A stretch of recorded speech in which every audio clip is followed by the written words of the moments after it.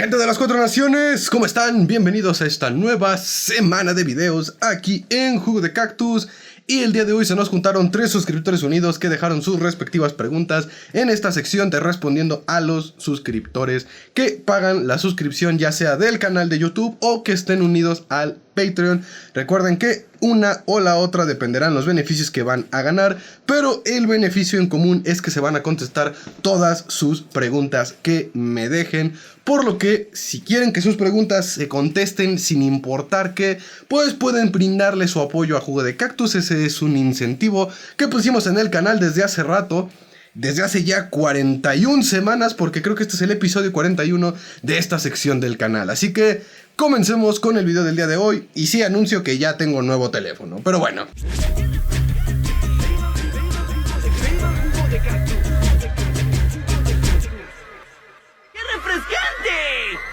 Las primeras preguntas hechas por un suscriptor de Patreon, Ellen Cruz Telles, o Eilen creo que se pronuncia su nombre, que primero me dejó una teoría que sí, de hecho esa va a ser la teoría del día de mañana, por lo que más que teoría más bien es una explicación, así que espérate al video del día de mañana, porque sí lo leí y era con respecto a la curación. Pero sus otras preguntas fueron: ¿cuál es tu escena épica cómica favorita de Avatar? Y la otra, ¿qué parte del mundo Avatar te ha parecido la más triste? Ya sea cómics, libros o series. Con respecto a lo de la pregunta de cuál es mi momento o escena cómica favorita, creo que está de más decirlo, es literalmente el nombre del canal. Y efectivamente en el episodio de El Desierto, toda la escena de Jugo de Cactus es mi escena cómica favorita del universo Avatar, por dos sencillas razones. Número uno, la primera vez que la vi me reí como no tienen idea, uno de los momentos más graciosos.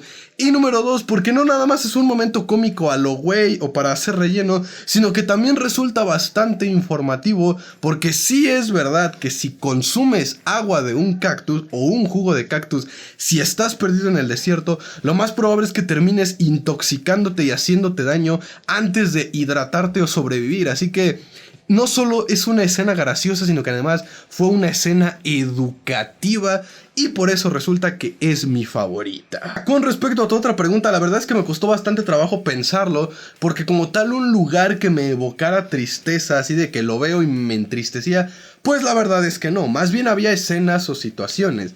Pero haciendo tantito mi tarea y pensándolo más a profundidad, caí en la cuenta de que uno de los lugares que más tristeza me genera son los templos aire, y más el templo aire del norte, y todavía más debido a lo que Teo le hace, o bueno, el padre de Teo le hace al templo. Y es que esto es algo que me cuesta mucho trabajo explicarlo a la gente, porque todas las personas piensan que no tomo en cuenta de que el güey no tuvo otra opción, de que el güey se fue porque escapó de la Nación del Fuego, vaya, de que el papá de Teo también es una víctima en esta situación.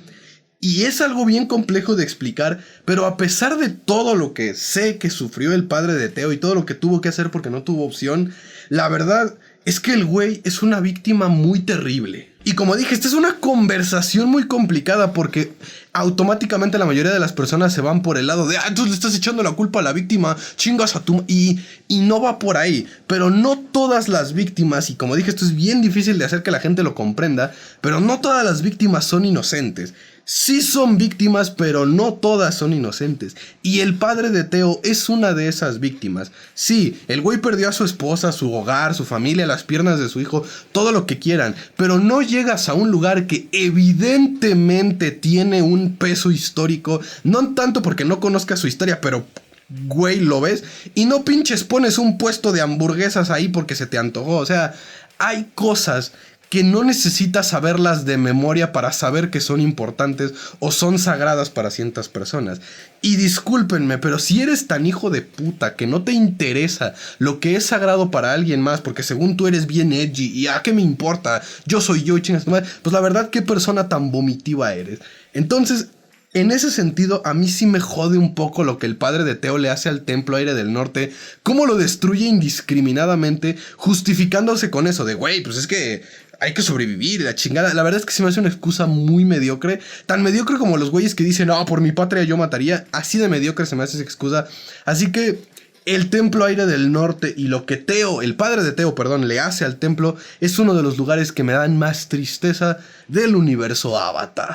Ahora pasemos a contestar las preguntas de Fairchaps74 y él me dice: ¿me podrías explicar cómo era el tema de la familia para los antiguos maestros aire? Y luego da un contexto de que lo leyó en algún lado y bla bla bla bla. La segunda: me respondiste hace una semana que consideras que Tenzin debió haber muerto en su pelea con el Loto Rojo. De haber sido así, ¿quién se hubiese quedado al mando o con el liderazgo de la nueva nación del aire? ¿Y quién hubiese sido el digno de llenar ese vacío de poder? La tercera: ¿cómo crees que hubiera sido la cacería del avatar Aang si Iroh hubiera sido el señor del fuego y no Sai? Y segunda, y la cuarta: ¿qué tan probable es que Sahir sea hijo de Aang? Ok, tu primer pregunta, tristemente, es una de esas preguntas que se tienen que contestar con un al chile quién sabe. Y yo sé que me vi medio clickbaitoso al poner el título de esta pregunta en el video, pero es que sí es una pregunta que me han hecho bastante y que las personas en el fandom se hacen, pero desafortunadamente nunca han dado una respuesta en el canon y francamente, banda, siento que no importa. O sea, de todas las dudas que nos podría contestar el universo Avatar que verdaderamente serían trascendentales, creo que los padres de Aang son la menos relevante de todas, porque los padres de Aang crecieron y vivían en una cultura donde el término familia no era como tal papá, mamá, hermanos, sino que era en general una comunidad. O sea, todos los nómadas aire, más que ser una familia, eran una comunidad. Entonces, saber o no saber quiénes eran, al chile, y se los digo de corazón, vale madre, porque vamos a suponer que nos dicen mañana. Es más, los creadores hoy mismo a las 8 de la noche sacan un anuncio diciendo: se llamaban Juan y Pancho, chingue su madre, porque eran dos hombres y porque los espíritus les dejaron tener hijos. ¿Haría alguna diferencia que supiéramos que se llamaban Juan y Pancho? ¿O que se llamaban Pánfila y Pedro? ¿O que se llamaban Anita y José? ¿Cambiaría en algo la historia de Aang, su percepción de la vida, su percepción de los nómadas aire? Quedaría exactamente igual. Por lo mismo, entiendo por qué los creadores nunca han querido explicar o tomadose la molestia de decirnos: ah, sí, los padres de Aang se llamaban Chang Chun Fin y Fun Fin Yang. Porque ¿qué importa? O sea, ¿qué importa verdaderamente para la historia, para el desarrollo de Aang, para su desarrollo como avatar, su escape del templo, todo lo que vimos? ¿Qué importa si sabemos de dónde salió este Aang? Hay una frase que a mí me fascina que es: padre no es el que engendra, es el que cría. Así que tú me preguntas quién era el padre de Aang, Gyatso. Él era su padre. Pero también en tu pregunta pusiste que cómo funcionaba el tema de la reproducción en los nómadas aire. Y de nuevo, hasta donde yo sé, no han dado una respuesta canon los creadores, es decir, no hay ningún lugar en donde hayan explicado este pedo, pero una teoría muy popular en el fandom y que le gustó mucho a la gente, o que por lo menos se volvió lo suficientemente popular como para entrar a la categoría de soft canon o head canon, que es el verdadero definición de este término, es que los nómadas aire tenían, como vimos en los cómics, festivales para cierto tipo de ocasiones. Para el solsticio, para celebrar algún tipo de cambio espiritual, para alguna fecha importante. Y uno de esos festivales era un festival de reproducción que, como su nombre lo dice, pues era para reproducirse. Es decir, monjes de los templos norte y sur iban a los templos este y oeste, o monjas del este y oeste iban a los templos o se encontraban en un punto medio, ahí se conocían, platicaban y pues como ves, y pues pasaba lo que tenía que pasar. Porque de nuevo, la cultura de los nómadas aire no era como tal de: ah, sí, mi esposo, mi esposa, los quiero mucho, va a ser mi familia, mi casita, mi perro y la chingada. No, esos güeyes eran más una comunidad. Por eso personas como por ejemplo los padres de Kyoshi, o como por ejemplo Kelsang, o como por ejemplo estos nómadas aire que hemos visto que son muy paternales tradicionalmente hablando, era raro verlos, porque no era algo tan común para los nómadas aire pensar en esta idea de papá, mamá, hijo, hija, tío, hermano, sino que era la comunidad, y tu hermano eres mi hermano porque somos monjes y porque le vamos a las chivas. Entonces era un concepto distinto. Lo mismo la reproducción, para ellos era un ritual, era sagrado, era importante, sí, pero como tal pues no tenía que involucrar al de: ah, sí, a huevo, me tengo que casar y su chingada madre. Ahora, esto no significa que no existieran parejas entre los nómadas aire. De hecho, en un cómic, y esto sí es canon, la misma Kaya explica, que Aang le explica, que sí había parejas entre los monjes y las monjas, pero como tal no vivían juntos, porque otra vez, su concepto de pareja y de relación y de familia no es como el de las personas comunes, sino que era un concepto distinto. Entonces, así más o menos te puedes hacer una idea de cómo funcionaba este tema de las relaciones, de los padres, de los hijos y de la reproducción en general. Fíjate todo lo que salió y nada más de una pregunta. Pero tu segunda pregunta con respecto a quién hubiese llenado el vacío de Tenzin haber muerto en su enfrentamiento con el Loto Rojo, se me ocurren dos personas, Jinora y Bumi. Ahora, ¿por qué no dejo a Jinora únicamente? No porque le vaya al patriarcado y odie a las mujeres, no, nada de eso, sino por la edad de Jinora. Porque técnicamente, si bien en el tercer libro al final Jinora obtiene sus tatuajes, en el momento en el que Tenzin pasaría mejor vida, Jinora seguiría siendo un aprendiz del aire control o un aprendiz de los nómadas aire, y su edad al ser muy joven sí sería un factor determinante para que la gente dijera, ¿será el líder? ¿No será el líder? Porque de nuevo, era bastante joven.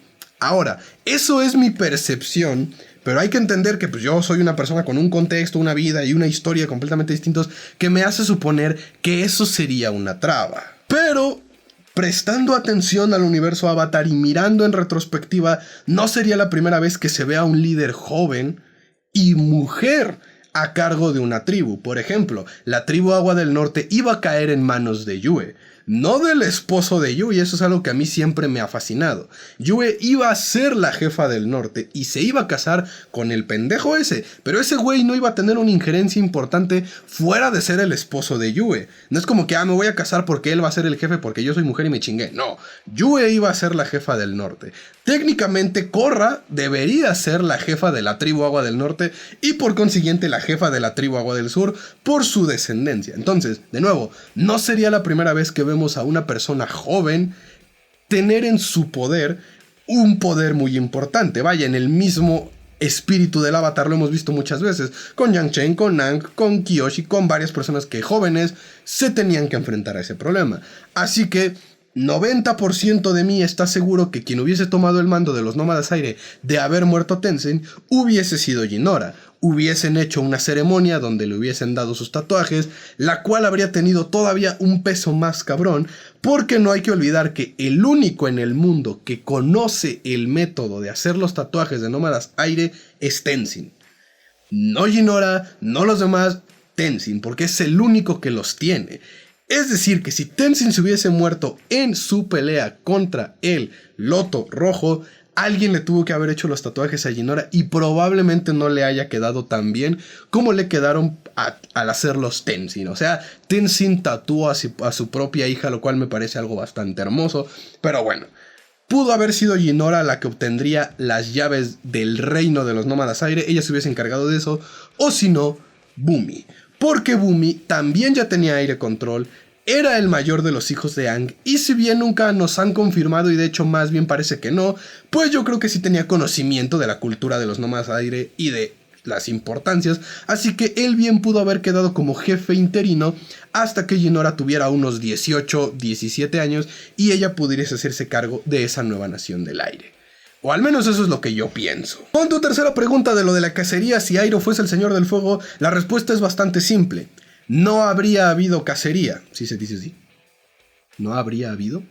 Creo que sí se dice así. No hubiese existido cacería alguna porque de Iroh ser el señor del fuego, estaría yo creo más preocupado porque mi hermano me quiere matar para quedarse con el trono que del Avatar. Porque recordemos que para este punto de la historia ya la gente pensaba que el Avatar se había extinto y había desaparecido del mundo. Nadie creía verdaderamente que el Avatar fuese a volver.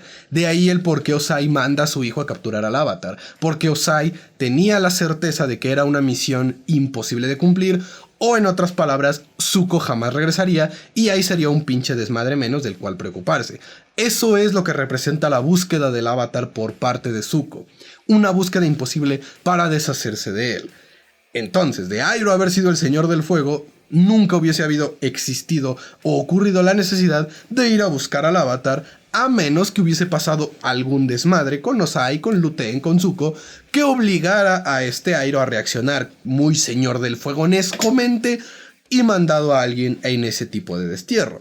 Pero eso es algo que no suena muy del tipo de Iroh.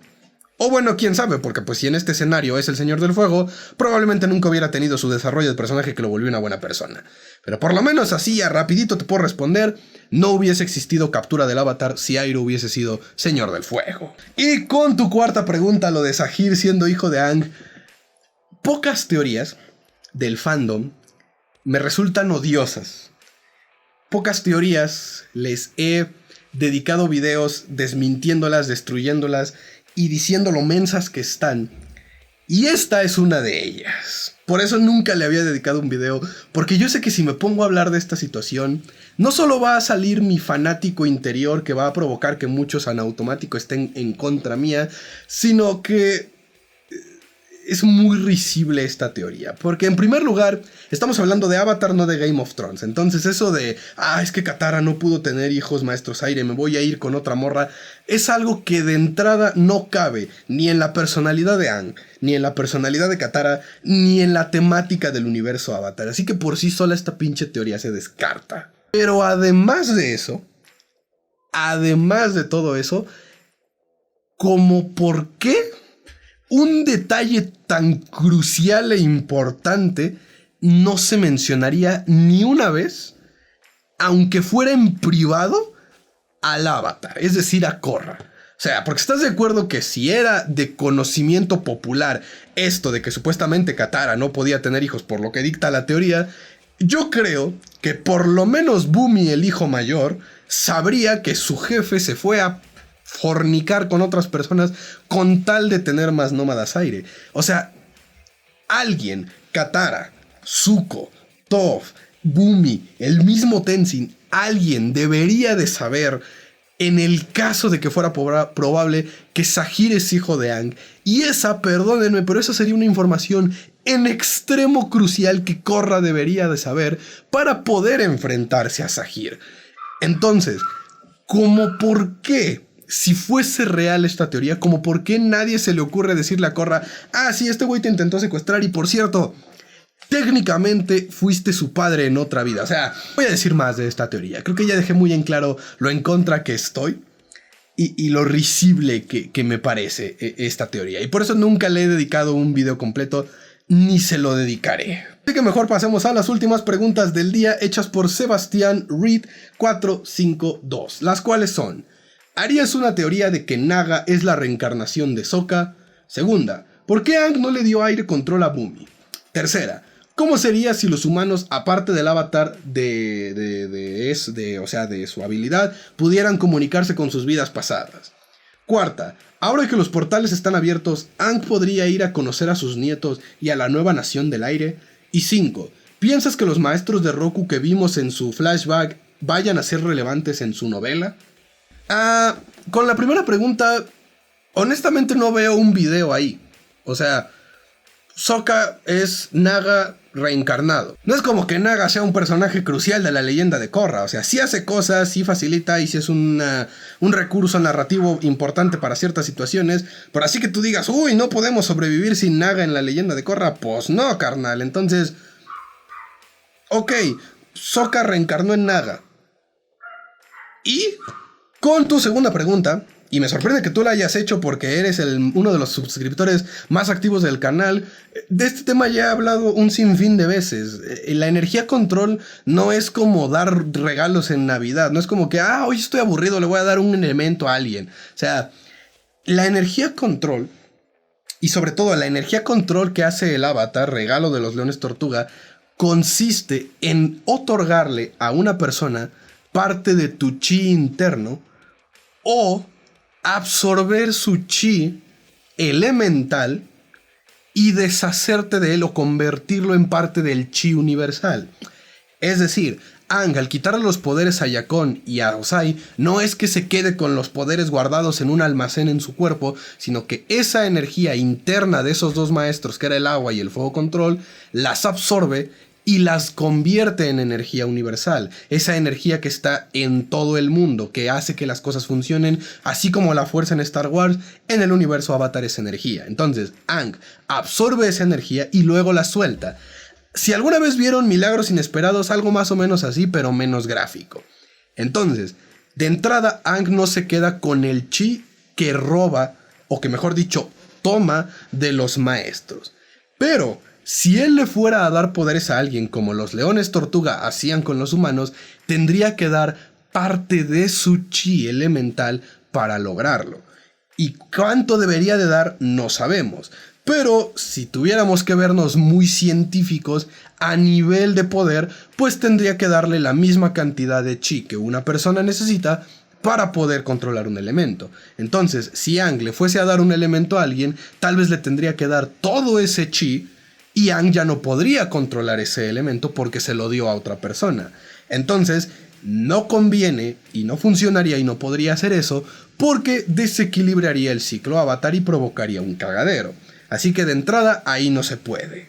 Segunda razón por la cual no le dio elementos a nadie, y esto lo expliqué en un video hablando sobre Sokka y los no maestros, porque imagínate qué ojete, qué horrible debería de ser si tú fueras Bumi y de pronto tu papá llegara y te dijera: ya te voy a arreglar, hijo, ahora sí ya no vas a estar descompuesto, te voy a dar poderes.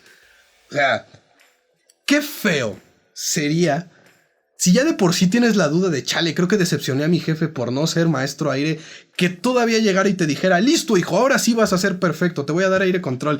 Imagínate el golpe emocional, psicológico que sufriría Bumi de saber que su padre no pudo aceptarlo como era, que a huevo tenía que darle aire control para poder quererlo. O sea, si de por sí Aang ya no queda como el mejor padre del mundo, ahora imagínate que se hubiera pasado toda la vida: hijo, déjame darte aire control porque al chile no eres normal, güey, me das un poco de asco sin ser maestro.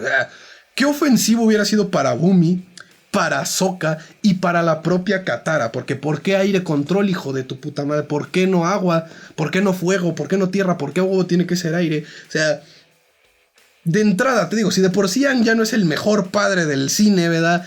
Ahora imagínate agregándole eso. Sumado a un tercer elemento, y es que yo dije que para que una persona o un avatar pudiese o pueda hacer agua control, pueda hacer energía control, su espíritu tiene que sobreponerse al espíritu de la otra persona. Por eso Aang pudo hacerlo con Ozai, pudo hacerlo con Yakon, pero yo te aseguro que una persona como Bumi, que aprendió a ser un no maestro, a vivir como un no maestro y a aceptarse como un no maestro, ni de pedo se habría entregado fácilmente a los deseos de su jefe, nada más por complacerlo. Por pura rebeldía, si tú quieres, Bumi pudo haber sido más fuerte espiritualmente que Aang, y ahí, así Aang tuviera la convergencia armónica, Raba, León Tortuga y al mismo Jesús de su lado, ni de pedo le hubiese funcionado la energía control, porque para sobreponerte al espíritu de alguien, tu espíritu tiene que estar más fuerte y más convencido de lo que estás haciendo que de la persona con la que se lo estás haciendo. Y Bumi ni de pedo se habría dejado cambiar nada más por complacer. Así que ahí están las razones de por qué pues nunca le dieron aire control. O sea, de plano no se podía y de plano hubiese sido una mamada, la verdad. Con tu tercera y tu cuarta pregunta van muy ligadas de la mano porque tienen que ver con la reencarnación y las vidas pasadas. Y mira, en el caso de que sea real la creencia de las culturas hinduistas y religiones asiáticas de que existe la reencarnación, pues si los humanos de Avatar reencarnaran como el Avatar, pues sería exactamente igual a la vida real. Chingón, reencarné, pero si no me puedo estar comunicando, ¿para qué me sirve saberlo? Y en el caso de que se pudieran comunicar, ya nos ha quedado claro gracias a los libros y a las series y a los cómics que es más probable que Aang sea un prodigio de la comunicación espiritual a que los avatares pudiesen hablar tan fácilmente con sus vidas pasadas. Porque de historial sabemos que Kyoshi, Yang Chen, Kuruk, Korra y probablemente Roku les costaba un pedo comunicarse con sus vidas pasadas. Y de hecho yo ya subí un short hablando de esto. Es más probable que Aang sea un prodigio de la conexión espiritual a que todos los avatares tuvieran esa facilidad de hablar con sus vidas pasadas. Por lo mismo, solamente unos pocos tendrían esa prodigiosidad de poder hablar tan nítidamente con sus vidas pasadas como les sucede a Aang, y los demás tendrían un cagadero de recuerdos y episodios medio fumados tipo Yang Chen, lo cual sería una tortura. Sin mencionar que suponemos y sospechamos, algunos en el fandom, que en el universo Avatar las personas sí siguen un ciclo de reencarnación, pero un ciclo de reencarnación basado en karma, como en el hinduismo, donde primero eres una persona, luego de acuerdo a tu karma eres un grillo, o un gusano, o un gorila, o Superman, o la chingada, y así tienes que completar un ciclo hasta volver a ser humano, y el único que se anda reencarnando constantemente en humanos es el Avatar por el ciclo, así que Imagínate que tuvieras los recuerdos de un mono, o un tigre, o un insecto. No estaría chido. Y con lo de los espíritus de avatares del pasado cruzando al mundo físico, yo siento, y es que yo ya hablé de esta teoría de que probablemente en las vidas pasadas el espíritu de esos avatares están en el mundo espiritual, pero algo de lo que me di cuenta volviendo a ver la segunda temporada de La Leyenda de Korra es que dependiendo qué tan espiritual hayas sido en tu vida, es si vas a poder trascender al mundo espiritual o no. Porque el mundo espiritual no es el paraíso o el más allá o la otra vida del universo Avatar. Es un mundo paralelo. Y solo algunos lo suficientemente iluminados espiritualmente antes de morir trascienden al mundo espiritual en alma y abandonan su cuerpo. Que fue lo que hizo este Iroh. Es decir, el güey sentía que se iba a morir, así que meditó, entró al mundo espiritual y ya nunca salió. Su cuerpo murió, pero él se quedó en el mundo espiritual, como le pasó a Jetson. Entonces, pocos humanos pueden hacer esta situación y trascender al mundo espiritual. Entonces, si hacemos esto, los espíritus de la parte humana del Avatar, Aang, Kyoshi, Yang Chen, Kuruk y todos estos güeyes, estaban en el mundo espiritual por su conexión con Raava. Pero sabemos que no todos los avatares eran tan espirituales como para haber trascendido al mundo espiritual. Entonces, cuando se perdió la conexión de Raava por culpa de Unalaq en la segunda temporada, yo sí creo que muchas de las vidas pasadas desaparecieron del mundo espiritual y se fueron a donde sea que se van los muertos en el universo Avatar. Y solo muy pocos a lo mejor se quedaron en el mundo espiritual. Y además de eso, yo sí creo que hay espíritus que no pueden cruzar los portales. Que simple y sencillamente no pueden por sus propiedades o por lo que quieran. Y yo sí creo que los avatares sí serían ese tipo de espíritus que no pueden cruzar los portales.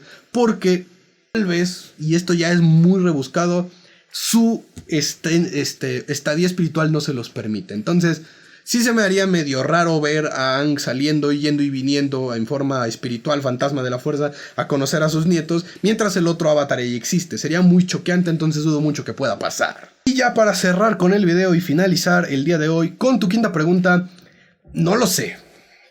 Es que fíjate, hasta la fecha, ninguno de los libros estaban basados en un personaje que nos hayan dicho más allá de su nombre y algunas cuantas cosas que hizo en sus vidas como avatar, como fueron Kyoshi y Yang Chen.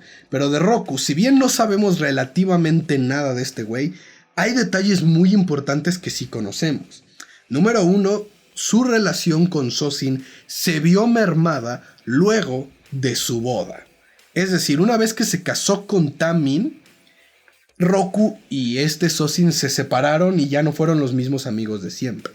Luego ocurrió lo del Salón del Trono cuando conquistó la primer territorio del Reino Tierra y ahí se separaron por completo. Y además de eso, en el propio episodio del Avatar y el Señor del Fuego, Sozin y Roku aclaran que no se vieron en esos 12 años. O sea, que durante los 12 años que duró el entrenamiento de Roku, no se vieron ni una sola vez, que se entrenaron y... por lo que dice la sinopsis del libro de Roku, van a romper con esta afirmación. Y eso es violar el canon. Ahora, ¿por qué cuando me di cuenta de esta situación no hice Pancho Mundial y grité a los cuatro vientos y dije, no, ya valió madre el universo Avatar? Porque es una violación del canon, sí, pero no una muy radical. Es decir, no es como que van a decir, Roku aprendió a controlar los elementos en 3 días, luego se fue de parranda con Yatso y Sozin y de ahí nació Aang. O sea, no es como que están arruinando el canon completamente, simplemente están dándose una permisidad y están poniendo que Sozin, Roku y Yatso se juntaron en algún punto de ese entrenamiento que duró 12 años. ¿Violan el canon? Sí, pero pues no le dan tanto en la madre. Entonces, como ya vimos que el libro de Roku va a meterse poquito con los detalles efímeros del canon, lo más probable es que algunos de los maestros de Roku tal vez no aparezcan o los cambien de plano. Y tal vez no los cambien así como de que ahora va a ser mujer, pero pues la personalidad, la apariencia, la edad, puede que sí lo hagan. De nuevo, cambios que técnicamente se meten con el canon, pero no es como que lo cambien radicalmente. O sea, no es como que en la serie nos hayan dicho Roku y Sozin eran mejores amigos y en el libro nos digan, no, eran hermanos. O sea, eso es cambiar el canon radicalmente y arruinarlo. Aquí lo único que lo están haciendo es pulirlo, por así decirlo, limpiarlo. Por eso no hice un desmadre. Entonces, si yo creo que van o no a aparecer los maestros de este güey, la verdad, si aparecen o no, qué chingón. Porque de nuevo, fuera de Yatso, los otros dos maestros de Roku valen un poco madre. Porque fueron sus maestros, pero nunca dicen que fueron su equipo Avatar. Y hasta donde sabemos, lo que apunta a ser el equipo Avatar de Roku eran Yatso, Roku y Sozin. Y tal vez se les agregue otro pendejo. Pero fuera de ahí, si cambian de que en realidad no fue un maestro de agua control, sino fueron dos, que eran gemelos, o que su maestro tierra en realidad era de 10 años y pesaba 200 kilos, pues da igual. Entonces, si están o no están, la verdad, a mí por lo menos X. Así que yo creo que si los van a poner, pues que los pongan. Y si no los van a poner, pues que no los pongan. Así que banda, ahí está todo con respecto a las preguntas que se juntaron la semana pasada para este bonito lunes. Agradezco a los suscriptores unidos, en especial a los suscriptores del Patreon, porque pues la mera verdad es que ellos son los que más apoyan a Jugo de Cactus, no solo económicamente, sino con su participación, su cariño y sus preguntas. Así que aquí están los seguidores de Patreon, los suscriptores unidos. En el link de este video, en la descripción, estoy dejando el link al Patreon por si se quieren ir para allá. Y les anuncio que además de los beneficios de las preguntas de los lunes, también todos los suscriptores de Patreon ven los videos primero que cualquier otra persona. O sea, antes de que salgan en YouTube, ya están en el Patreon. Además de otros beneficios que pues ahorita no he incluido porque no he tenido tiempo de hacerlos, porque pues me enfermé y chingaderas. Pero ahí voy a también subir ilustraciones, adelantos de los fanfics, otros trabajos y otras cosas aparte que yo hago relacionadas con el universo Avatar y también relacionadas con mi carrera como escritor, que es otra cosa que a lo que yo también me dedico por si les interesa.